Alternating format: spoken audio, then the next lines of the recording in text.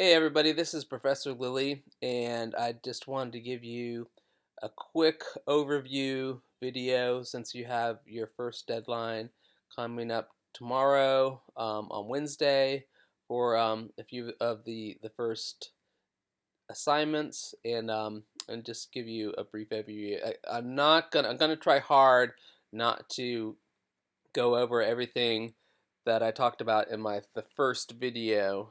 Um, but uh, but now that I have my internet back, I thought I'd give a quick check-in with you. So just let's focus first on what's due tomorrow.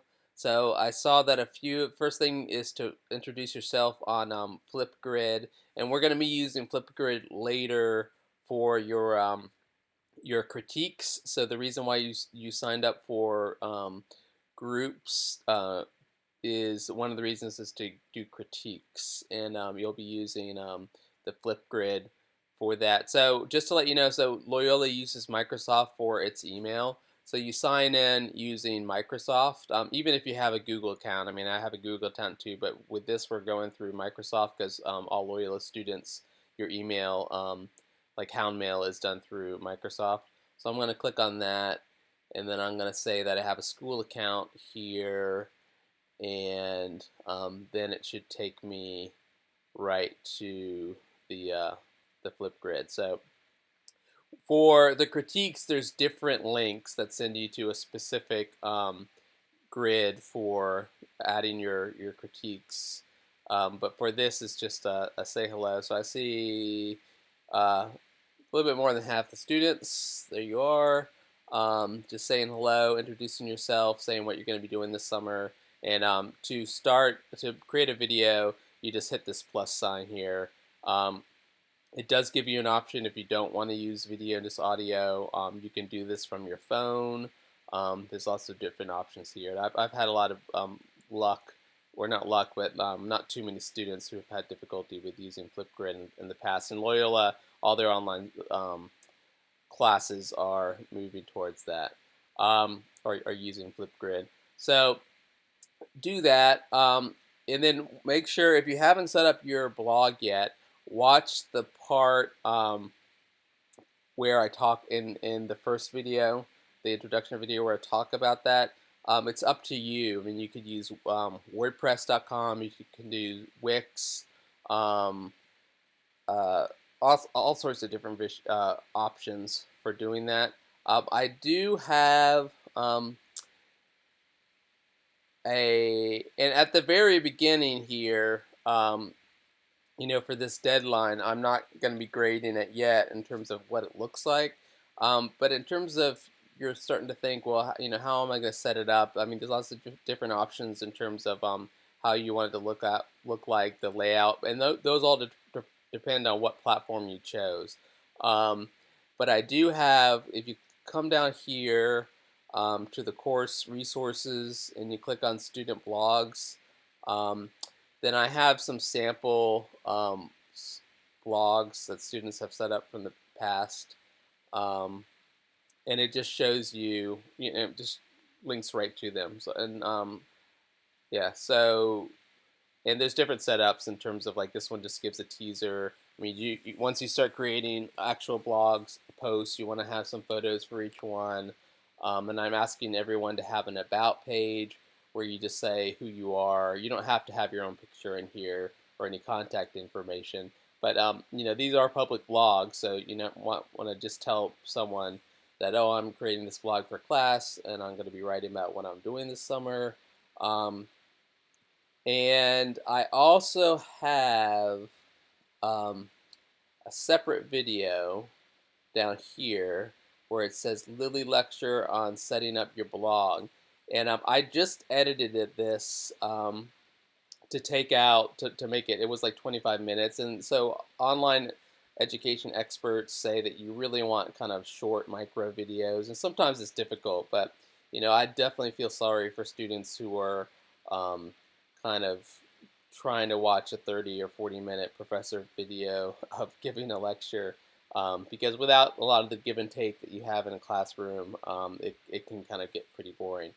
So anyway, I edited this down to just focus, and it's processing right now. So if you get this, you might click it and it might say it's still processing, but later today.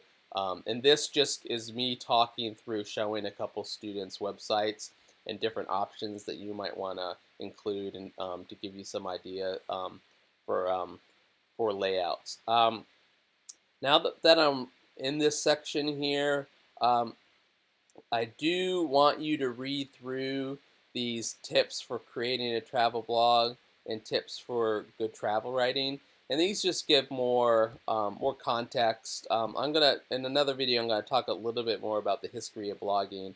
Um, but that just gives you more context, as well as seeing what other students have done in terms of what your blog might look like and how you might want to approach it. Um, and as you know, in the first video, I talked about this link gives you a couple different options of different public blog services that you can set up. So let's see, forgot everything. Yeah, so set up your site, and then the last thing to do is to make sure you sign up for uh, a small group, so a discussion group. And there's two activities specifically that the discussion groups are going to be used for. First is for the reading summaries, and this video goes into detail about that. I'll just go ahead and talk a little bit about that in this video real quick. But before I get to that, so you come here, this is just a little wiki tool, and so anyone could edit this. So you just click in here, and since there's 17 students, I set up 3 groups so that there should be either 5 or 6 people in each group. And all I really want you to do is, you don't have to go into much detail, just say who you are, and you hit on pages to see the 3 groups. And it looks like, let's see, is it once into group Metro? Yeah. So if let's say you come into group Metro and you want to be in that group and there's not 5, all you do is you cut up to edit, and this is how you add your name anyway, and just come in and add a number 6. Okay, so there will be a couple groups that have to have 6 people. So just go ahead and say 6.name and then add your information here. So this is mostly just for the group members to get familiar with each other, and for you to know when you're doing your reading exercises which of the discussion groups you should be using. So I'm going to scroll back down here. So all this stuff is in the small group activities tab. So you can see here each group has its own discussion forum, and that's for a couple things, but most importantly doing the reading assignment.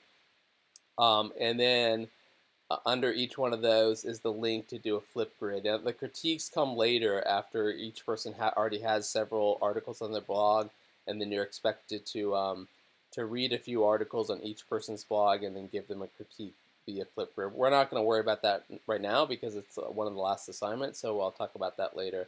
One thing, and I know I already had 2 people emailing me asking me about this, is in each group, this is where you announce your URL for your blog, because I need to know your URL so that I can start looking at it and grading it once you actually start posting to it, and then your group members need to know it. So if you're in Group Gray, for example, you would come in here, and all you do is you click Add New Discussion Topic, and you could just say, Jamie's blog URL, and then paste in the URL and make it a live active link so that everybody knows it. So that's how basically you turn in your blog by this Wednesday, is basically come here, just create literally a less than 1 sentence topic that says your blog URL. So I know what it is, and so your group members know what it is. So you don't need to email it to me. You could just add it to whichever group you're in here. Okay, so this is here from last summer, and if you get confused, you can come back and read how it works. But basically, and I'm talking about the reading summaries. And so that's the next thing. After you're done, if you come up here to the schedule, once you're done with these first week assignments, then there's a couple things to start doing. First of all, is go ahead and write your first blog post, and that's just a normal blog post. Uh, there's going to be 13 total that you're asked to do. So this is not so much a hey, my name is John and blah blah blah. It's more like just any kind of article you would write for a travel blog. So it should be about something specific, an experience. As you know, in my introduction video, um, it's a different kind of experience this summer because some of you are still quarantined. Some of the states are just starting to open up. I took my family down to Aztec State Park and we camped out this weekend, and that was the first time we really left the house um, in almost 3 months. So you're able to get out, that's great. If not, then you can write about experiences that you're having at home. Like maybe another thing I did that was unique is during the quarantine, as I built a chicken shed, and so now my kids have chickens. So if I was writing the blog, then I would probably write about, well, how do you construct a chicken coop, and what are the pitfalls and adventures that I had doing that. Um, and then maybe I could write another article later, more specifically about how to raise chickens, and what that experience is like. So decide on something specific to focus on your first blog article. One thing to keep in mind, like and you'll read about this if you read it in this tips for good travel writing and what a travel blog is. There's lots of different types of blogs in the world, and some of them are more first-person accounts and just someone just thinking off the top of their head. Most of the best ones focus on a specific thing, like here's my blog on breeding border collies, or here's my blog on how to work with a Mac OS operating system, or something specific. And so these posts should not be one paragraph posts. Okay, so sometimes I use the words post, but I tried to use, or rather for the blogs, I try to say article, because they're more like full length articles that if you were a writer, maybe it would end up being on a newspaper website as opposed to your blog. So these should be all at least around 300 words.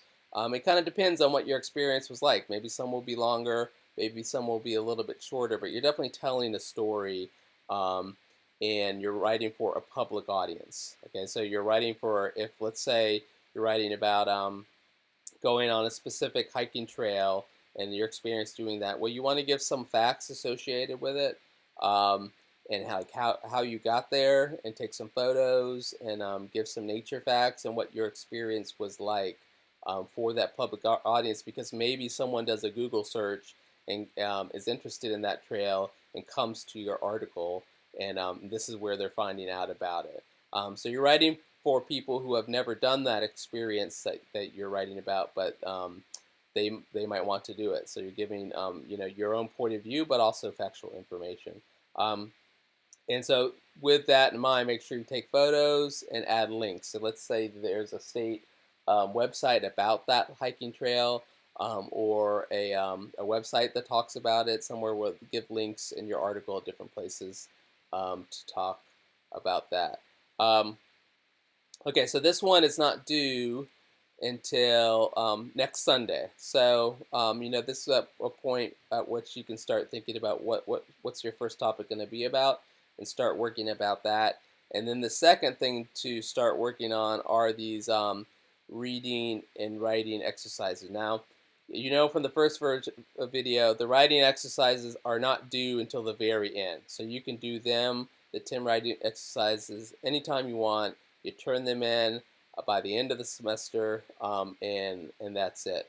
The reading exercises are a little bit more involved, because they involve you writing up summaries for each reading, and and then other people in your group commenting on your summary. So if you, I'm not going to open it, but if you go to the major assignments, then it says for this semester, for what we're doing is what you're doing is 6 reading summaries, and then you're commenting on 3 other students' summaries in your group. So that means you have to go out and find 6 good articles, examples of travel writing. Now I've given 2 links here for World Hum and Best of Travel Writing, the SOLAS Awards. And you know what? If you want to go outside of these, that's fine. If you are, let's say, somewhere in New York State and you find a good travel writer who's writing in a local newspaper, then you can choose one of his or her articles, and that's fine. So if you want to get outside of these or not even use these, but you do need to find 6 articles that are serious examples of travel writing, and try to find a couple different ones. So don't just read the same writer's work, but the idea is for you to kind of get different samples and see what travel writing is all about. And then you write about a 200 word or 150 to 200 word summary. And the summaries, as I say in the description, I don't want it, maybe half of it to be, or a little bit more than half, to be a good summary of what the person's talking about. But at the end, I want you to conclude by saying, well, this is what I kind of learned about maybe what being a good travel writer is all about, and how I might want to approach my writing differently or in a certain way because of reading this article. So I want it to be more reflective, like what you can get out of it, and for ideas for how to approach your travel writing this semester. So please don't just like write a big summary of regurgitation of what it is. I'm looking for more of your reflection. Um, Okay, so once you start, you write those. What do you do with them? Well, you come back to your group. Again, if you signed up for Group Gray, and you come in here, and you add a new topic, discussion topic, and you paste your 6 writing, your summaries in there. If you want to make 2 different posts, which each with 3 to make them not too long, that's fine. But paste them in there, all 6 of them, and then that week, that's getting close to the deadline for the reading assignment to wrap up, then other people should start reading some of your summaries and kind of looking at your reflections and saying and offering some comments, like if you really liked that kind of writing that person did, and you get the summary gave you some ideas, then comment. So you have to comment on 3 other people's in your groups. Um, Discussion or reading summaries rather. And just in case you're curious, well, how am I going to be graded for all this? And I'll talk about these more, but if you come down to the bottom, now these are not places where you turn anything in. These are for the writing assignments that are due at the very end. You come in here and you can drop your Word document. We'll talk about the final project. There's a couple different options for that at the very end. Um, but for example, with the reading and summaries and group discussion, which is one of the major grades. Now, when I click this, it's just going to show whoever's the first student. Okay, so Maggie. So I'm not actually going to grade hers right now, but it just gives you the rubric that I am using. So, if she follows the directions and she has 6 summaries that are good on time, that she would get 4 points here. And then for just looking at the quality, like, if I'm just looking for you not to go through them really fast and kind of skimp on them. I'm looking for some good writing in terms of your summaries, but also see it here where it says reflective, that she's actually using and thinking about what she read in terms of how she's going to approach her writing, and then did she comment on at least 3 people and give some quality suggestions or comments there. And then the other rubric, grading rubric you might be concerned with right now would be for the first blog post in your setup. So this is for once you do your first post, I'm going to come to your blog, and check it out. So I'm going to be looking that it was created by tomorrow night. Okay, so that would be on time because it was due created by Wednesday night. I'm going to look at the layout and just look that you've kind of thought about things, about how it's laid out. I'm going to be looking at, do you have your about page there? And granted, like I said, each platform is different and it has different options in terms of how you can lay out your blog or set up your blog. And then I'm going to be finally looking at your first post. You know, is it a full article? Have you really started thinking about you know, how you're approaching travel writing, and be looking for things like grammar, and just editing. I mean, I can tell if you've edited your article or not. So definitely don't just paste your first try in there and hit post and not come back and edit it. So I think I'm going to leave it just with that for now. I don't want to make this video too long. Again, email me if you have if you have questions. And like I said before, coming down here to this video, click on it, and I'm not sure if it's done. 3 links you should be most concerned with in this kind of first week and a half. So first of all, are samples of what students, their blogs from earlier semesters. So I'm going to come through here. Okay, so yeah, it looks like my edits did save. So in most of this video, you can see here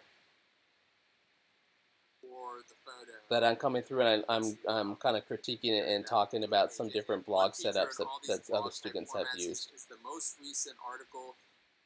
Okay, so again, if you want some tips and some things to think about for blog setup, then watch that video. Be cognizant of this first deadline, which is by this Wednesday, having the Flipgrid video up there. Like I said, it looked like a few students haven't done that yet. But if you haven't, that's fine. Don't freak out. You just have by tomorrow night, Wednesday, to do that. Make sure you sign up for your group in the sign up wiki. It looks like everyone has done that. Maybe just 2 or 3 people haven't so far. And lastly, have your blog set up. Now, obviously, between now and your first post, you have a little bit of time to kind of change things around and kind of work on it, because I'm not going to really be looking at it until after your first post that is due by Sunday the 7th, and then the next deadline after that is for the reading discussions. So I'll send another email about that next week, a little bit more about the reading summaries and discussions. All right, have a great week and stay safe. Send me an email if you have any questions.